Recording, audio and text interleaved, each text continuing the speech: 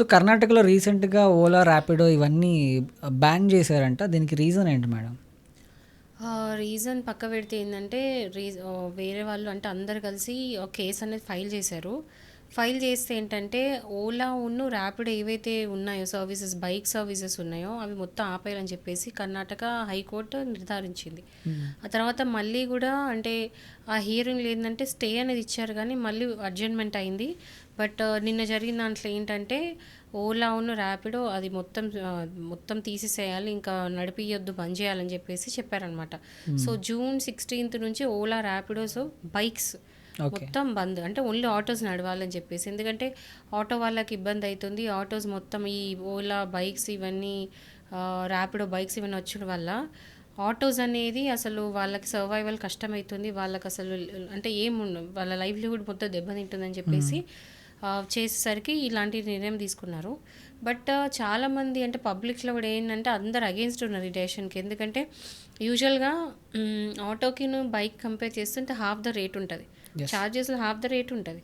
So కొంచెం దూరం వెళ్ళాలనుకున్న వాళ్ళకి అది ఈజీ అవుతుంది, ఆఫీస్లో వెళ్ళే వాళ్ళకి ఈజీ అవుతుంది. ఫస్ట్ థింగ్ ఏంటంటే economical, second is main traffic.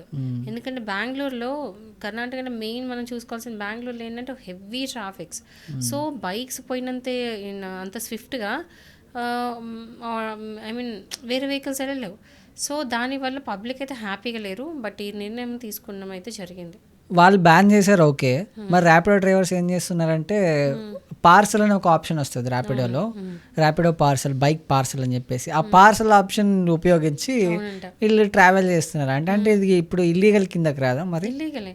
ఇప్పుడు అందులో ఆప్షన్స్ ఉంటాయి, పార్సల్, బైక్, ఆటో, ఇట్లా ఆప్షన్స్ ఉంటాయి. అందులో పార్సల్ అనే ఆప్షన్ మీద కొట్టగానే యూజువల్లీ ఇక్కడ నుంచి అక్కడ పంపించాలి, కానీ మాట్లాడుకుంటారు నన్ను దింపి అని చెప్పేసి. సో ఆ ఆప్షన్ త్రూ వీళ్ళు యూజ్ చేసుకుంటున్నా కానీ అది బయటపడినాడు ఖచ్చితంగా వాళ్ళ మీద చర్య తీసుకోవడం జరుగుతుంది. ఎందుకంటే కోర్టు నుంచి ఒక ఆర్డర్స్ ఉంది అంటే ఆ ఆర్డర్స్ మనం పాటించాలి. ఆర్డర్స్ పాటించకుండా ఇట్లా ఇష్టం వచ్చి చేసుకుంటే ఎవరైతే తీసుకెళ్ళారో వాళ్ళ మీద ఒక కేసు ఫైల్ చేయడం జరుగుతుంది. At the same time company మీద, ఓలా అయితే ఓలా, ర్యాపిడో మీద అయితే ర్యాపిడో మీద కూడా కేసు ఫైల్ చేయడం జరుగుతుంది. అండ్ ఎవరైతే ట్రావెల్ చేస్తున్నారో వాళ్ళ మీద కూడా కేసు ఫైల్ చేయడం జరుగుతుంది. ఎందుకంటే ఇదంతా చీటింగ్లోకి వెళ్తుంది. సెక్షన్ 425 ఐపీసీ అవుతుంది కాబట్టి చీటింగ్లోకి వెళ్తుంది కాబట్టి వీళ్ళు ఇరుక్కుంటారు, అందరు ఇరిగిస్తారు అనమాట. సో అలాంటిది చేయకుండా ఉంటే బెటర్. బట్ ఇది ఓన్లీ కర్ణాటక వరకే పరిమితం. ఐ డోంట్ థింక్ మన తెలంగాణ, ఆంధ్రప్రదేశ్లో వస్తుందని నేను అనుకుంటలేను. రావద్దని కూడా అనుకుంటున్నాను, ఎందుకంటే చాలా మంది సఫర్ అవుతారు దానివల్ల.